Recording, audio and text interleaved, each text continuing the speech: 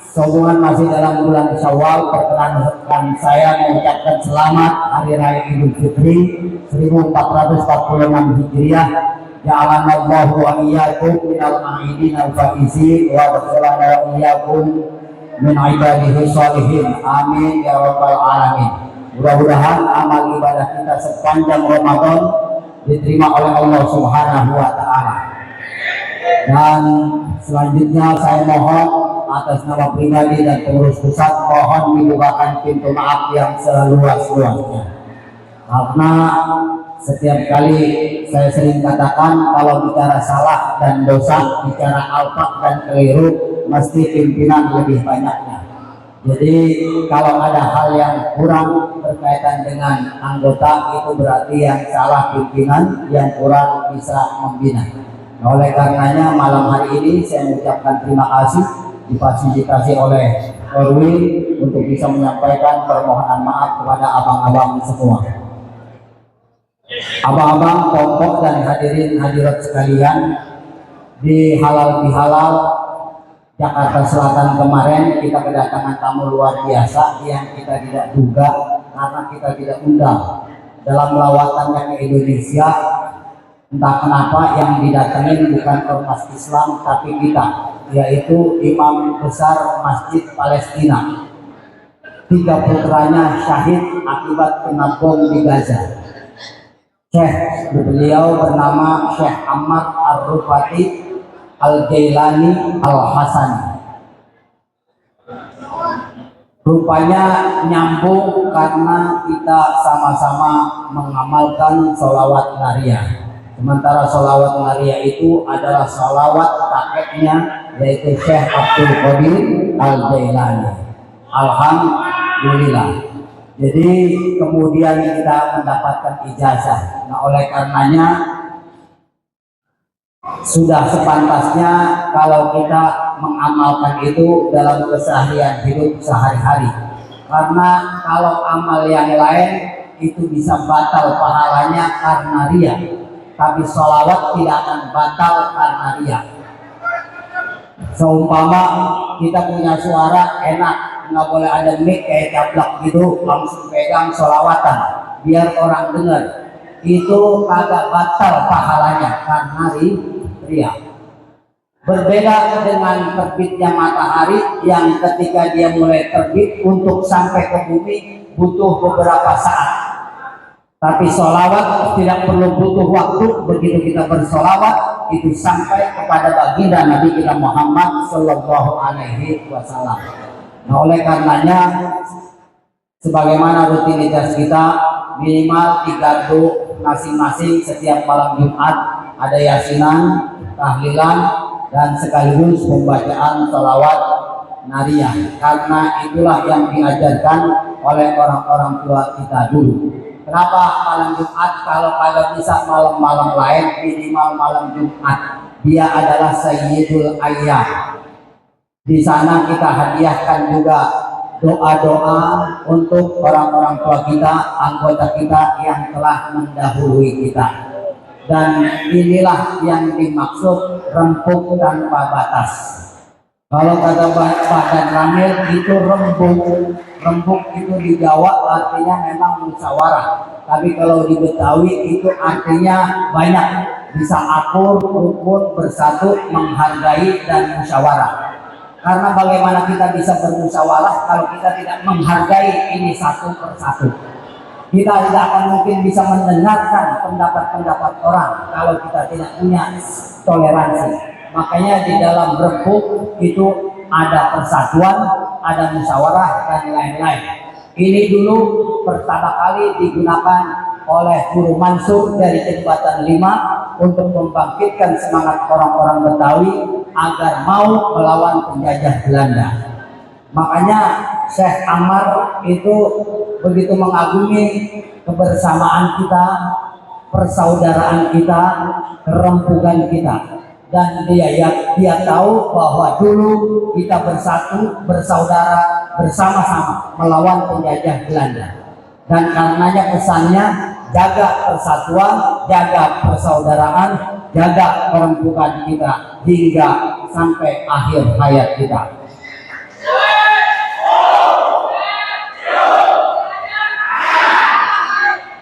Abang-abang goblok, kadang kita sering teriak rempuk tanpa batas. Apa artinya rempuk tanpa batas? Rempuk tanpa batas itu dari dunia sampai akhirat. Kalau saban malam Jumat kita yasinan, tahlil, salawat Maria dan menghadiahkan semuanya untuk orang-orang yang telah mendahului kita, maka mereka masih bisa merasakan manfaatnya menjadi anggota FBR meskipun sudah meninggal dunia. Karena kita yakin itu pasti sampai. Allah Subhanahu wa Rasulullah pernah berpesan kepada Imam Ali. Kata Rasulullah, "Ya Ali, tasaddaq ala mauta." Hei Ali, bersedekahlah kamu kepada orang-orang yang telah mati. Fa inna Allah Ta'ala qad wakkala malaikatan yahmiluna shadaqatil ahya ilaihim. Karena Allah ada mengutus malaikat yang tugasnya hanya untuk membawa sedekah orang-orang yang hidup kepada orang-orang yang sudah meninggal dunia. Jadi ada malaikat yang kerjanya di Lalamope, JNE, JNT. Tugasnya membawa paket kita orang yang hidup. Dan paketnya bukan COD karena sudah bayar ya. Jangan perlu pakai bayar. Sehingga setiap malam Jumat saudara-saudara kita yang telah mendahului kita itu dikuburnya di saat orang-orang yang lain lagi nelangsa, di saat orang-orang yang lain lagi bermuram durja, akibat gelapnya kuburnya, akibat sempitnya kuburnya, mereka berbahagia karena mendapat kiriman dari kita yang bisa menerangi kuburnya dan meluaskan alam barzahnya. Nah, oleh karenanya jangan teriak bahwa FBR tidak akan bubar sampai hari kiamat. Kalau kita sudah tidak lagi baca sholawat, besok ini akan bubar. Nggak perlu banyak basa-basi. Bisa dipahami abang-abang semua. Kenapa menjaga kerenggungan tanpa batas itu penting? Agar nantinya saat kita mati, orang-orang pun digerakkan hatinya oleh Allah untuk mendoakan kita. Saya kasih contoh begini. Bang Gibos tiba-tiba didatengin Pak Lurah sama camat. Begitu sampai, lah tumben ini Pak Camat sama Pak Lurah, ada apa? Begini Bang Gibos, kebetulan ini Presiden kita Prabowo sedang melakukan pembangunan dengan giat-giatnya, dengan dana antara yang luar biasa. Terus maksudnya saya digusur? Kagak Bang Gibos. Rumah ente kagak digusur, jangan kata rumahnya, pagernya juga kagak. Nah terus maksudnya apa? Ini gotnya mau dibayarin? Got saya doang? Iya, pagernya kagak, got doang. Kira-kira diapresial berapa? 10 miliar. Coba baru dengar itu got doang mau dibayar 10 miliar. Jangan kata Gibos, kita seneng kagak? Seneng gak? Senangnya naudzubillah. Tapi kesenangan kita dengan apa yang kita suka saat di dunia itu kalah ketika kita mendapatkan kiriman doa saat sudah meninggal dunia. Kalah. Ternyata benar apa yang diomongin camat sama lurah. Nggak lama kemudian cair, senang pergi bos. Akhirnya bukan sama bininya, Bang. Kita kan baru punya motor doang. Bagaimana kalau kita beli mobil? Wah, ya cocok, duit banyak. Kata dia kalau bisa yang orang seciputak belum pada pakai Bang. Ya besok kita ke dealer. Begitu datang ke dealer, benar ada mobil keluaran terbaru. Dan bukan hanya seciputak, ternyata se-Indonesia baru dia yang beli. Akhirnya kebijakan dealer buy one get one. Beli satu dapat satu. Seneng gak?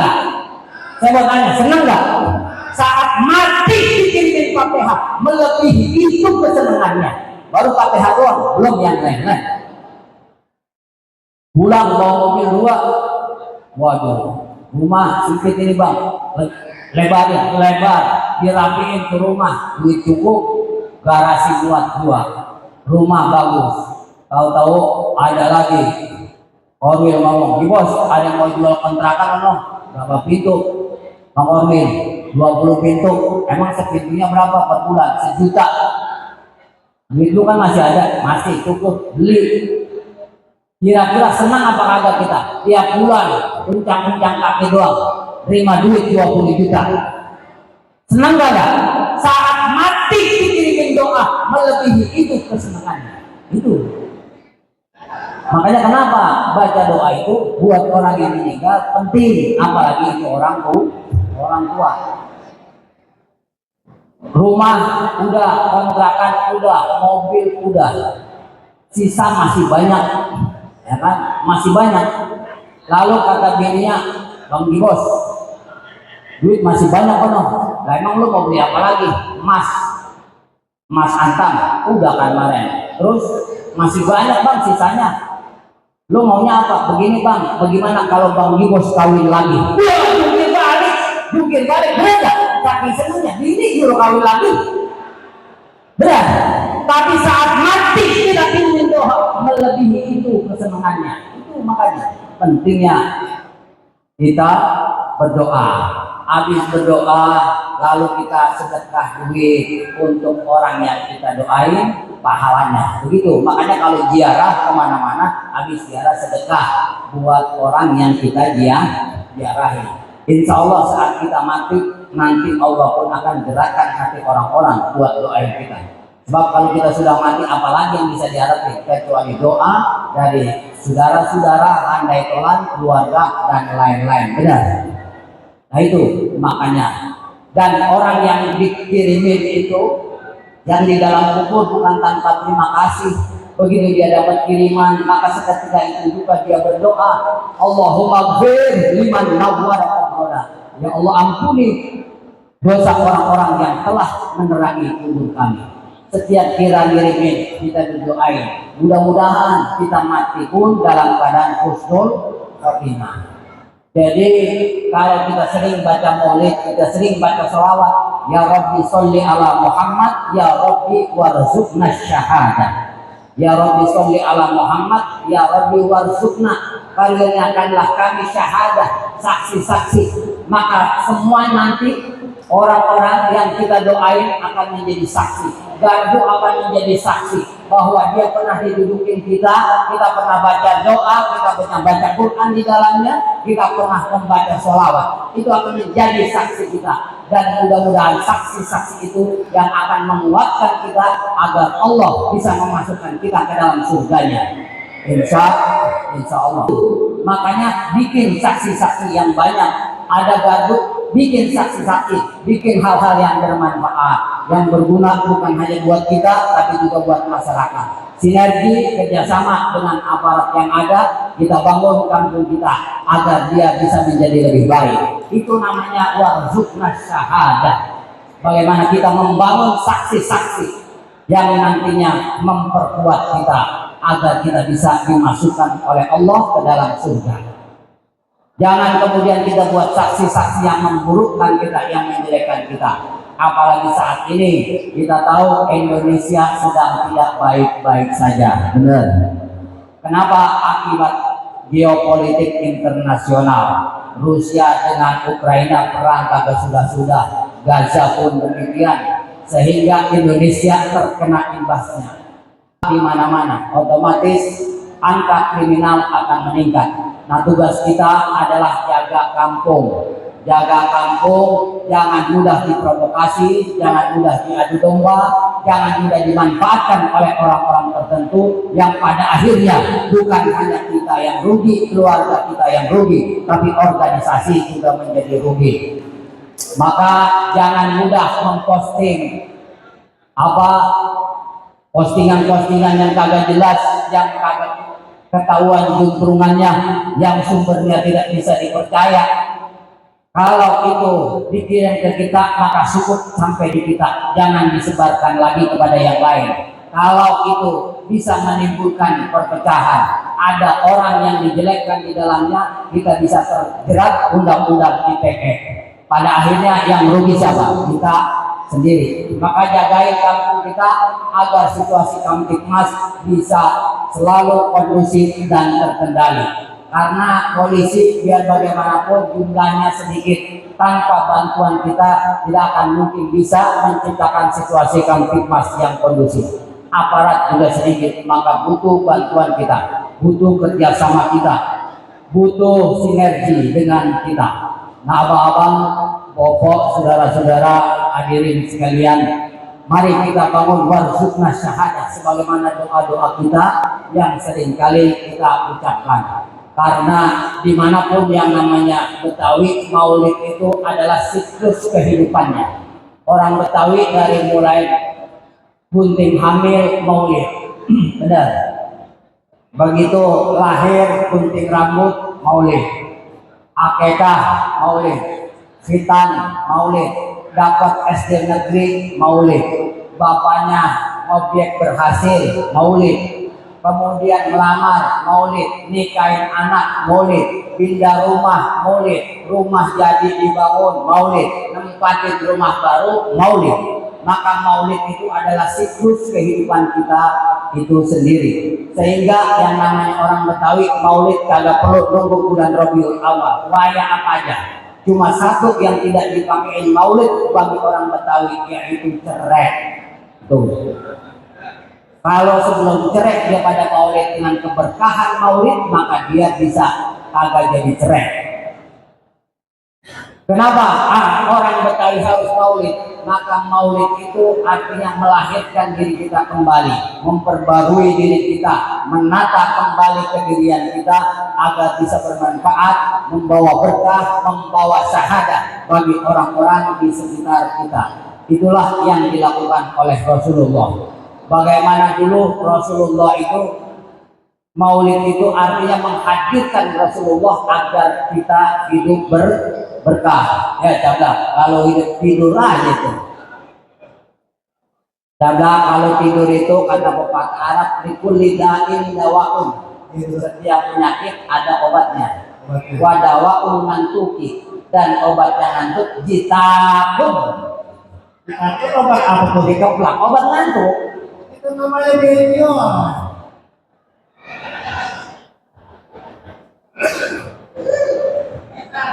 Kembali kepada Maulid tadi. Jadi kenapa kita harus Maulid? Karena itu budaya kita yang leluhur kita ajarkan. Itulah kearifan lokal kita.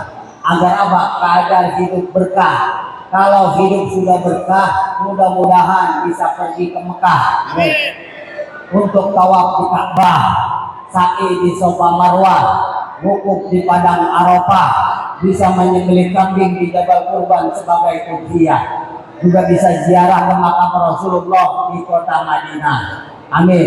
Pulangnya bisa kebeli rumah, ditambah kontrakan dan sawah. Cukup atuh bisa kebeli mobil mewah. Anak-anak bisa jadi anak-anak yang soleh dan solehah. Keluarga sakinah mawaddah warahmah.